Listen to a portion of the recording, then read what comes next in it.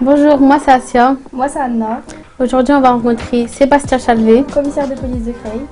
Alors la première chose à faire, généralement quand on est appelé sur une rixe, on ne la découvre pas au hasard d'une patrouille. On est généralement appelé par le biais d'un appel 17, c'est l'appel d'urgence de la police nationale. Donc généralement quand on reçoit l'appel 17, la première chose à faire c'est de prendre tous les renseignements possibles sur ce qui est en train de se passer précisément. Parce que ce qu'on appelle une rixe, ça recouvre plusieurs réalités. Ça peut être une rixe entre deux personnes, ça peut être une rixe entre plusieurs personnes, voire plusieurs dizaines de personnes, ça peut être une bagarre à main nue, une bagarre avec des armes, des bâtons, des armes blanches, voire des armes à feu. Donc le but c'est d'essayer vraiment d'obtenir le maximum d'informations sur ce qui se passe, la nature des faits, où ça a lieu, combien il y a de personnes qui sont impliquées. Et le but c'est ensuite d'envoyer le plus rapidement possible des policiers sur place. Une fois que je me suis assuré que mes policiers interviennent rapidement et en sécurité sur la rixe, je préviens tous les partenaires. Donc mes partenaires, ça va être les municipalités, les maires, puisque forcément les maires doivent être au courant de ce qui est en train de se passer.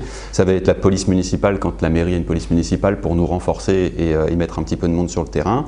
Et ça va être les établissements scolaires, puisqu'on s'est rendu compte que bien souvent les personnes qui participent aux rixe sont scolarisées dans les collèges ou les lycées de la circonscription. La dernière chose, c'est qu'on ouvre systématiquement des enquêtes judiciaires, systématiquement dès qu'il y a une rixe. Donc le but de l'enquête judiciaire, c'est d'interpeller les auteurs si on n'a pas réussi à le faire en flagrant délit. Alors pour les agresseurs, quand ils sont interpellés en flagrant délit, ils sont mis en garde à vue. Ça c'est une mesure de rétention, donc ça nous permet de les garder 24, 48 heures, voire un peu plus. Ils sont mis en garde à vue et dans ce cadre-là, on va aviser les familles. Alors soit ils sont mineurs, c'est bien souvent le cas, et dans ce cas-là, la vie à famille est obligatoire. On est obligé d'aviser les parents, le responsable légal, quand la personne est mineure. Dans ce cas-là, on le fait par téléphone, il n'y a pas de difficulté. Si la personne est majeure, on peut aviser la famille, c'est elle qui le décide, donc on ne le fait pas forcément. Parfois, elle n'a pas envie qu'on avise sa famille. Ça, c'est pour les auteurs. Pour les victimes, il y a plusieurs cas différents. Relativement souvent, quand on a des victimes, elles restent sur place. Donc on va les récupérer, on va les mettre en sécurité, on va les emmener à l'hôpital si elles ont besoin d'être soignées et on va prévenir la famille par téléphone si les blessures sont, on va dire, légères.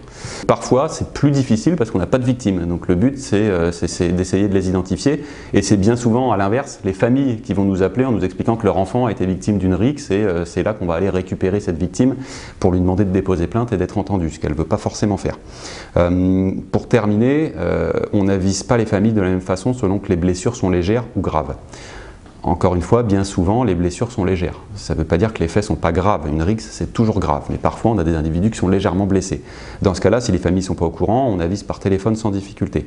En revanche, parfois, on a des faits dramatiques, on a des individus qui sont gravement blessés, voire qui décèdent.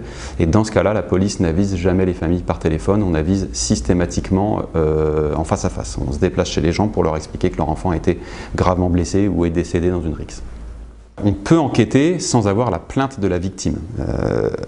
En revanche, c'est plus difficile. Pourquoi? Parce que quand la victime vient déposer plainte, elle nous donne des éléments. Elle nous donne des éléments pour travailler, pour identifier les auteurs. Elle nous explique... Alors, bien souvent, les victimes ne veulent pas identifier l'auteur, même quand elles déposent plainte. C'est notre difficulté. Il y a quand même une omerta sur ce genre de faits, sur les rixes.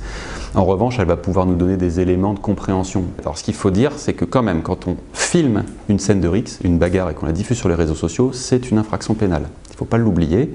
En gros, quand on met en avant une rixe ou des violences sur des personnes, quand c'est filmé en clair pour faire de la publicité sur les violences qui sont faites et pour les diffuser ensuite, les auteurs, donc ceux qui filment et qui diffusent, sont passibles d'une sanction pénale. C'est une infraction pénale. Effectivement, à l'inverse, les images qui sont filmées vont aider la police. Parce que même si elles ne sont pas forcément de bonne qualité, on y voit des détails, on y voit parfois des auteurs, même si parfois ils sont capuchés ou masqués, mais effectivement les images sont systématiquement exploitées dans le cadre des enquêtes judiciaires.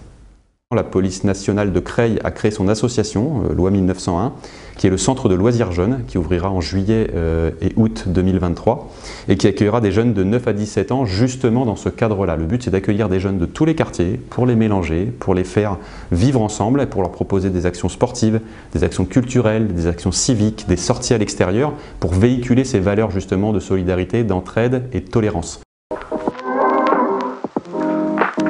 La prévention des rixes, c'est avec nous.